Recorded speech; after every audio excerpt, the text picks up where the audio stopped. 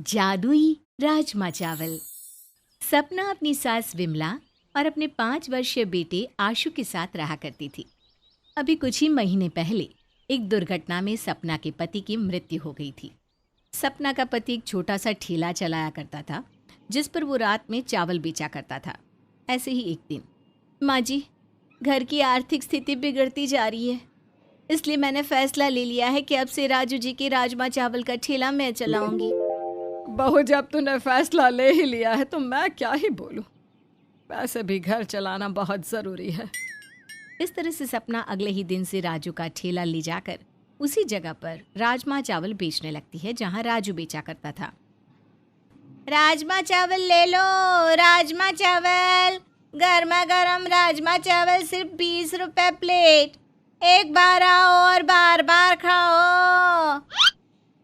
सपना पूरा दिन एक पेड़ के नीचे रोड के साइड में खड़े होकर राजमा चावल बेचती है और पूरे दिन में उसके पास केवल 2 या 4 ग्राहक ही आते हैं।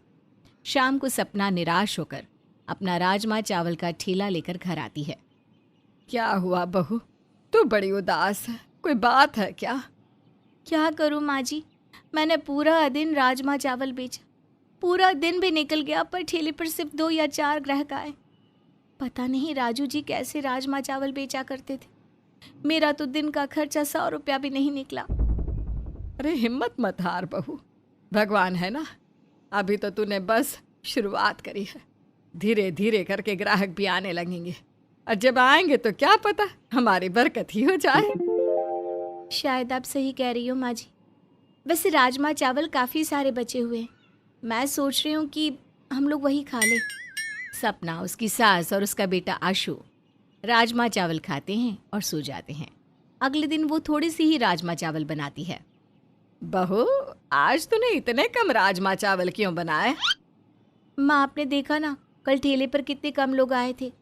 मैं नहीं चाहती कि अनाज बर्बाद हो, इसलिए आज मैंने थोड़े से ही राजमा चावल बनाए हैं। अगर आज राजमा चावल बिकते हैं तो कल मैं ज़्यादा राजमा चावल बना लूँगी। ठीक है बहू, तू राजमा चावल लेकर जा, मैं आशु को स्कूल छोड़कर आती हूँ। एक बार फिर से सपना राजमा चावल का ठेला लेकर अपनी जगह पर चली जाती है और पेड़ के नीचे खड़ी होकर बेचने लगती है। कुछ देर बाद उसकी सास भी पहुंचती है, जहां वो देखती है कि सपना उदास बैठी है। क्या हुआ बहू, आज भी कोई ग्राहक नहीं आया क्या? माँ जी, सुबह से दोपहर हो गई पर अब तक एक भी ग्राहक नहीं आया। अगर ऐसा ही चलता रहा तो पता नहीं घर कैसे चलेगा। अरे बहू, यहाँ सन्नाटा बहुत ज़्यादा है। मेरी मान तो तू अपना ठेला उस जगह लगा जहाँ भीड़ ज़्यादा हो। माँ, भीड़ वाली जगह ठेला लगाने का कोई फ़ायदा नहीं है, क्योंकि वहाँ पर पहले से ही कई सारी दुकानें हैं जहाँ लोगों को राजमा चावल आराम से खाने को मिल सकता है। और मैंने बात करी थी वहाँ पर ठेला लगाने की, पर वहाँ के लिए ना पैसे भरने पड़ते हैं और उनकी फ़ीस भी बहुत ज़्यादा है। पर बहू, यहाँ तो कोई आता जाता भी नहीं, फिर हमारे राजमा चावल कैसे बिकेंगे? माँ जी, राजू जी भी तो यहीं पर अपना राजमा चावल बेचते थे और उनका तो खूब बिकता था। सपना और विमला आपस में बात कर रहे थे कि तभी वहाँ एक छोटी सी बच्ची विमला और सपना से भीख मांगने आती है। आंटी, कुछ खाने को दे दो, 2 दिन से कुछ नहीं खाया। हाँ बेटा, 2 मिनट रुको, मैं अभी तुम्हें स्पेशल राजमा चावल देती हूँ। इतना बोलकर सपना खुशी खुशी उस बच्ची को पेट भर खाना खिलाती है। वो बच्ची खाना खाकर वहाँ से जाने लगती है। तभी विमला उस बच्ची को रोक कर कहती है, अरे, राजमा चावल खाकर कहाँ चली? इसके पैसे कौन देगा? आंटी, मेरे पास पैसे नहीं है। अरे पैसे नहीं थे तो यहाँ पर मुफ्त के राजमा चावल क्यों खाए? माँ जी, जाने दो ना, बच्ची है, भूखी थी और वैसे भी भूखे का पेट भरना पुण्य का काम होता है। एक बार अपनी गरीबी से इस बच्ची के हालातों के बारे में सोचो। पर बहू, हमारे हालात भी तो अच्छे नहीं है ना। माँ जी, मैं समझ सकती हूँ, पर एक बार आप इस बेचारी बच्ची को देखो, इसके हालात हमसे भी बुरे हैं और ऐसे में एक इंसान को दूसरे इंसान की मदद करनी चाहिए, ना कि उनसे अपना मतलब निकालना चाहिए। सपना के समझाने पर विमला शांत हो जाती है और वो बच्ची वहाँ से चली जाती है। पर उस बच्ची के जाने के बाद बार बार कोई ना कोई सपना के ठेले पर आता और सपना उसे फ्री में राजमा चावल खिलाती। ये देखकर विमला को बहुत गुस्सा आता है और वो सपना से कहती है, बहू, लगता है तूने गरीब लोगों को मुफ्त में खाना खिलाने का ठेका ले लिया है। वो मनहूस बच्ची जब से हमारे ठेले पर आई है, उसके जाने के बाद से लगातार ग्राहक तो आ रहे हैं, पर सारे मुफ्त के खाने वाले आ रहे हैं। किसी के पास पैसे नहीं होते तो किसी का पर्स चोरी हो जाता है, तो किसी के पास लाचारी होती है। माँ जी, शांत हो जाइए। ये सोचिए कि जहाँ हमारे ठेले पर एक भी ग्राहक नहीं आ रहा था, वहाँ लोगों की भीड़ तो जमा होने लगी। और वैसे भी ये राजमा चावल कल सुबह तक खराब हो जाते। उससे तो अच्छा है ना कि किसी के पेट में चले गए। सपना जब अपनी सास से इस बारे में बात कर रही थी, उस समय एक साधु महाराज सपना के ठेले पर खाना खा रहा था।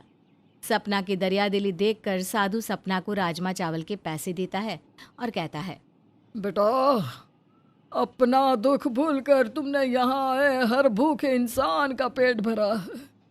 तुम्हारी ये दरिया दिली देख कर मैं अति प्रसन्न हुआ। धन्यवाद साधु महाराज। साधु महाराज, मैं आपसे ये पैसे नहीं ले सकती क्योंकि आप एक साधु हैं। कोई बात नहीं बेटा, तुम इन पैसों को रख लो और मुझसे एक मंत्र भी सीख लो। और जब भी तुम राजमा चावल बनाने बैठोगी तो राजमा चावल बनाने के बाद उस मंत्र का जाप करना, जिससे तुम्हारा राजमा चावल जादुई हो जाएगा। क्या? जादुई राजमा चावल? हाँ बच्ची, तुमने बिल्कुल सही सुना।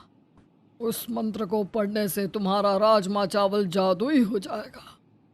तुम सिर्फ 1 किलो राजमा चावल बनाना, फिर देखना जादुई राजमा चावल का कमाल। तुम पूरे दिन राजमा चावल बेचती रहोगी पर वो ख़त्म ही नहीं होगा, और उसकी खुशबू इतनी ज़्यादा होगी कि कोई भी भूखा इंसान खुद को रोक नहीं पाएगा और अपने आप आकर तुमसे तुम्हारा राजमा चावल लेगा। इतना बोलकर साधु महाराज सपना को एक मंत्र सिखाते हैं, जिसके बाद सपना घर जाती है और अगले दिन राजमा चावल बनाने के बाद जब अपना ठेला अपनी जगह पर लाती है तो राजमा चावल बेचने से पहले उस मंत्र का जाप करती है। तंत्र मंत्र साधु का तंत्र, जिसे जपूं मैं बार बार, ताकि बने मेरा राजमा चावल बार बार। बहू, तूने मंत्र का जाप तो कर लिया, पर मुझे डर लग रहा है कि अगर हमारे राजमा चावल जादू ही नहीं हुए तो क्या होगा। माँ, हिम्मत मत हारिए और भरोसा रखिए। सपना की इतना कहते ही थोड़े से बनाए हुए राजमा चावल की क्वांटिटी इतनी बढ़ जाती है और उसकी खुशबू हवा में इस कदर फैलती है कि वहाँ आसपास खड़े सभी लोग अपने आप ही सपना के ठेले पर आकर राजमा चावल खाने लगते हैं। बहू, ये तो सच में ही चमत्कार हो गया। हमारा राजमा चावल तो सच में जादुई हो गया। हाँ माँ जी, मुझे भी विश्वास नहीं हो रहा। कहाँ हमारे ठेले पर एक भी ग्राहक नहीं आता था और आज हमारे ठेले पर ग्राहकों की भीड़ जमा है। बहू, ये सब तेरे अच्छे कर्मों का नतीजा है। तूने बहुतों का पेट भरा ना, इसलिए उन गरीबों ने तुझे दुआएं दी और साधु महाराज ने तुझे वो मंत्र सिखाया। माँ जी, आप शायद बिल्कुल सही कह रही हो, पर जो भी हो, मैं साधु महाराज का ये एहसान कभी नहीं भूलूंगी। आज उनकी वजह से मेरा राजमा चावल बिक रहा है। अब सपना अपनी सास विमला के साथ अपने जादुई राजमा चावल इसी तरह से बेचती है और समय मिलने पर साधु महाराज से मिलने उनके आश्रम जाती है।